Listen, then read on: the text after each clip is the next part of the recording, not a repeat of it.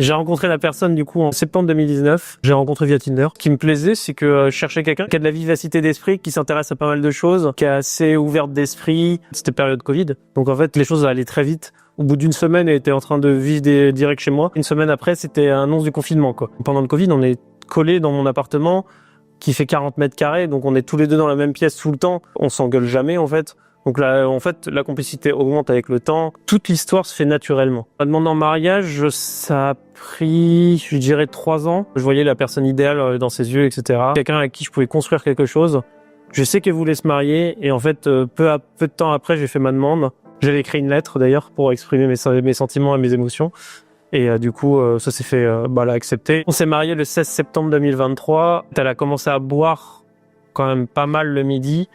Le champagne, etc. Et le soir, en fait, pendant le mariage, elle a commencé à devenir ce que j'appelle incontrôlable. Elle commençait à se mettre derrière les vases et tout, en mode caché, etc. à la table des mariés. Du coup, ce jour-là, elle est partie se coucher. C'est moi qui ai ouvert le bal tout seul. Et c'était déjà, en fait, les premiers signes de l'alcoolisme qui était présent chez elle. Son comportement, il a changé après le mariage, je dirais, 3 mois après. En fait, je voyais une sorte de distance qui se créait. Début janvier, du coup, je lui avais écrit une lettre pour lui dire que, du coup, je trouvais que son comportement changeait de jour en jour, qu'elle était plus la même personne, que je sentais un éloignement et tout. À la lettre, elle répond pas spécialement. Elle me dit non, c'est n'importe quoi. Je vois pas de quoi tu parles. Je suis triste. J'essaie de cacher un peu les apparences en faisant comme si, en fait, une vie de mariage, quoi. On avait la maison, on avait le barbecue. J'essaie de faire des choses, inviter des gens, proposer d'inviter des gens. Elle a eu un problème au niveau de sa voiture. Du coup, elle est allée voir un gars de son palais pour essayer de réparer la voiture. Et après, on rentre et tout. Et elle me fait, je pense, l'inviter un midi pour prendre un petit café après le travail. Je lui dis, limite, tu peux l'inviter à manger aussi. C'est entre midi et 2. Du coup, on mange, etc. Moi, je vais monter du coup dans le bureau à l'étage pour donner une formation pour mon travail. Là, je commence à avoir mon cerveau qui commence à s'éveiller. La première pause commence à descendre. Je commence à regarder un peu ce qui se passe, je trouve ça bizarre. On a mangé, ça fait au moins 1 heure après qu'il est encore là. Même mon corps commence à réagir, je commence à avoir une migraine qui commence à se former. Prochaine pause de la formation, donc pendant l'après-midi, je me dis, attends, je vais aller voir, etc. Et je commence à descendre les escaliers. Au moment où la marche grince, en fait, je les vois faire des gestes brusques. Je vais aux toilettes au rez-de-chaussée, je vois un fluide corporel qui flotte dans les toilettes. Donc à ce moment-là, je la confronte en lui disant, pourquoi il y a ça dans les toilettes, quoi. Et elle rigole en disant, il a peut-être besoin de se soulager après en ayant passé toute la journée dans un camion. Je fais, ouais, ok, c'est bizarre. Et du coup, je monte les escaliers, je m'allonge dans le lit parce que j'ai une migraine et tout. Commence à se rapprocher de moi pour avoir des rapports. Et en fait, tout l'enchaînement me fait dire qu'il y a quelque chose qui cloche. Le soir, en fait, mon cerveau fait que bouillir toute la nuit. Et je commence à me dire, là, il y a quand même beaucoup de trucs. Et je vais sur son ordinateur, je vais sur sa messagerie et je regarde les messages avec ce gars-là. Et en fait, là, les messages sont sans appel. Genre, c'est une tromperie pure et dure. On peut se voir jeudi et le gars fait non, c'est compliqué, il y a ma femme. Et en fait, tout l'enchaînement des messages voulait dire que c'était sûr, quoi. J'étais en train de bouillir de rage le matin. Et du coup, je l'appelle entre midi et 2 pour lui dire je sais tout, je sais que tu m'as trompé avec lui. Je la confronte. Et en fait, elle me fait OK. Il n'y a pas réellement de défense. En fait, au départ, elle pose des questions en mode pour savoir vraiment si je sais. On raccroche. Et en fait, elle envoie direct un message à ce gars-là. Je pense qu'elle savait pas que je voyais les messages en direct, quoi. En mode, il sait tout, comment on fait, qu'est-ce qu'on fait. Le premier sentiment que j'ai, c'est une trahison. À aucun moment, elle essaie de régler les choses en m'expliquant les choses, en disant, OK, c'est un coup de cœur, c'est quelqu'un que j'aime. Elle va voir la personne avec qui elle m'a trompé pour trouver une solution. Que elle-même ne propose pas, en fait. À ce moment-là, je vrille un peu. Je veux avoir les réponses, mais des vraies réponses. C'est pour ça que je prends contact avec ce fameux garçon. Je lui dis, soit on s'appelle, soit je raconte tout à ta femme. Et en fait, cette personne m'appelle dans les 2 minutes qui suivent pour me raconter tout ce qui se passe, que ça a eu au palais, dans les voitures, qu'il y a eu des fellations dans la voiture. Ce gars-là me dit plus que la personne avec qui je vis, que je vis depuis 5 ans. Ça fait très mal, ouais. Parce qu'on se dit, à quel moment, en fait, une personne avec qui on s'est marié n'a même pas le courage de faire face à tout ça, quoi. Il y avait un peu un côté cœur brisé, d'ailleurs qui m'a provoqué derrière des soucis de santé, parce que du coup j'ai une arythmie cardiaque du coup depuis. C'est juste on a un cœur sain mais qui a des battements un peu aléatoires. Ça serre la cage thoracique, c'est-à-dire qu'on a l'impression de mal respirer. Une arythmie cardiaque, c'est le cœur brisé, on appelle ça. J'ai dit ok pour une seconde chance, parce qu'en fait J'avais une pression, et je m'en suis rendu compte par la suite, du fait que c'était un mariage récent, que j'avais une pression familiale de dire tout ça. On aurait été dans un contexte non marié et autres, je pense qu'il n'y aurait jamais eu de seconde chance. Les semaines et les mois, j'étais content quand elle était pas là. C'est-à-dire qu'en gros, j'étais vraiment sur un mode étouffé. En gros, toute sa vie, elle a mis en stand-by pour essayer de résoudre, entre guillemets, ça. Elle m'avait dit, à limite, mets un outil sur mon téléphone pour vérifier que je te retomberai pas. Mais je lui ai dit, en fait, si je pardonne quelque chose, c'est pas pour te surveiller derrière. Enfin, si on donne une seconde chance à quelqu'un, c'est qu'on donne une confiance à quelqu'un. Du coup, 8 mois après la première tromperie, on a invité à un mariage, du coup, de ses potes qui se marient. Pendant le mariage, je lui dis, écoute, il est tard. Il était 2h du matin. Je lui dis, moi, je vais prendre un Uber et je rentre. Et tu me rejoins si tu veux plus tard. Du coup, moi, je rentre, je vais me coucher. Je lui envoie un message pour lui dire que je suis bien rentré, etc. Elle me dit, je t'aime, à tout à l'heure. Du coup, moi, je dors. Je me réveille vers 5h, 5h30 du matin. Personne à côté de moi dans le lit. Donc, je prends mon téléphone et je lui fais, toujours vivante, quoi. Du coup, là, je me dis, je vais me lever. J'ouvre la porte de la chambre et là, je commence à entendre des petits bruits, des bruits sexuels, quoi, qui viennent d'en bas. Du coup, je descends les escaliers.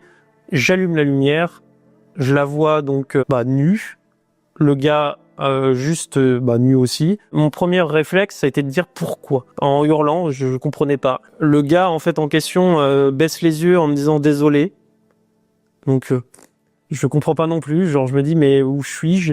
Mon cerveau fait une image vraiment un rapport. C'est-à-dire que je me rappelle la première tromperie et ça refait ting dans ma tête. Là, je commence à aller vers la cuisine, je prends des objets, je commence à acheter des choses, beaucoup de colère. Du coup, je dis, moi, je veux que tu partes. Elle me fait, je pars qu'à 2 conditions. Si tu me signes un papier comme quoi tu veux que je parte, et si tu me signes un papier comme quoi tu rembourses ce que t'as cassé. Je dis, si tu veux, je te signe les papiers, je t'écris le message, je m'en fous. Elle commence à m'attraper avec son bras, du coup, elle m'étrangle, en fait, littéralement. Et elle m'attrape les parties intimes. Elle me dit, maintenant, vas-y, frappe-moi, grosse merde. Sur le moment même, j'ai pas grand-chose dans ma tête. Je suis vraiment sur une phase robot. C'est-à-dire que je commence à pousser son bras, me mettre sur le côté, faire le tour et monter les escaliers. Et à ce moment-là, du coup, je la sens derrière moi. Du coup, j'accélère le pas. Je ferme la porte du bureau à clé. Elle me sort, si je mets fin à ma vie, de toute façon, tu feras rien, etc. J'appelle la police en expliquant que j'ai une personne chez moi qui est incontrôlable. Du coup, je vois ma femme qui se lève, elle prend 3 bouteilles d'alcool, elle remonte les escaliers et elle s'enferme. Il y a des longues minutes qui s'écoulent. La police arrive. Ce qui se passe, c'est qu'ils me disent, restez en bas. Alors que je leur explique que en fait tout s'est passé en bas, donc me laisser en bas c'était pas la meilleure des solutions. J'aurais dit en fait vous me remettez là où je viens de subir un traumatisme. Ils prennent pas du tout à la légère. Il était 6h du matin, donc il était encore super tôt. Pendant 30-40 minutes, ils sont à la porte en train d'essayer de négocier. Donc elle veut pas ouvrir. Ils prennent la décision d'appeler les pompiers.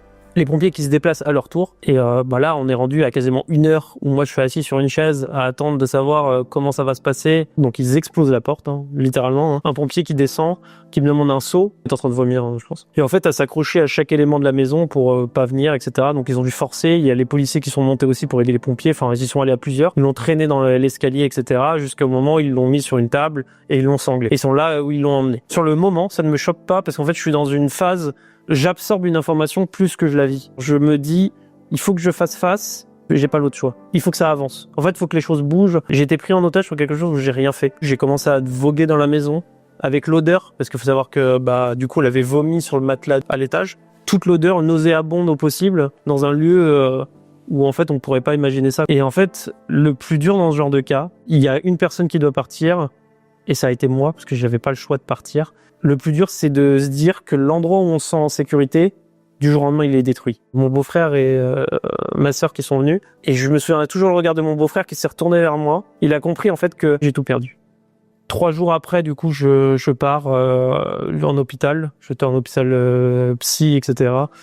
Je décide de sortir, parce que faut affronter au bout d'un moment. Et c'est le début d'une phase d'injustice qui commence. Du coup, moi, je prends la décision de porter plainte pour le début de ce que j'appelle essayer d'avoir une reconnaissance, d'essayer de comprendre en fait que ce que j'ai vécu, c'est pas anodin. Donc, c'est 3 heures d'audition. On me pose des questions sur ma vie intime, sur ma vie personnelle. Suite à ma plainte, en fait, la police a enquêté, ils l'ont convoqué et auditionné, et ils ont décidé de faire une comparution pénale, c'est-à-dire qu'ils me retirent en gros globalement du scénario. Malgré tout ce qui s'est passé, en fait, c'est la justice qui va trancher en fonction des faits, sans me poser de questions. Moi, on m'a appelé entre midi et 2 pour me demander juste, vous voulez combien de dommages-intérêts ? Et j'ai dit, bah, faut que je réfléchisse et tout. Et on m'a dit au téléphone, mais en fait, on veut la réponse maintenant. Ce que m'avait conseillé mon avocate suite à ça, elle m'avait dit, bah, ce que vous pouvez faire, c'est que vous dites que vous savez pas mettre une somme, vous dites entre 0 et 500. Et on essaie d'aviser. Moi, je vais envoyer un courrier pour essayer de mettre mes conclusions en expliquant que bah, ce n'est pas qu'une tromperie, c'est bien plus que ça. Et comme il a dit dans sa conclusion, bah, en fait, les gens vont rarement voir un psy parce que tout va bien. À 70 € la séance, bah, quand on va plusieurs fois par semaine chez le psy, ça a un coût. Elle explique aussi bah, que l'arythmie cardiaque, qu'il y a eu des violences. Et en fait, bah, ça a été ignoré globalement. La justice n'en a pas tenu compte. Donc, elle a été jugée.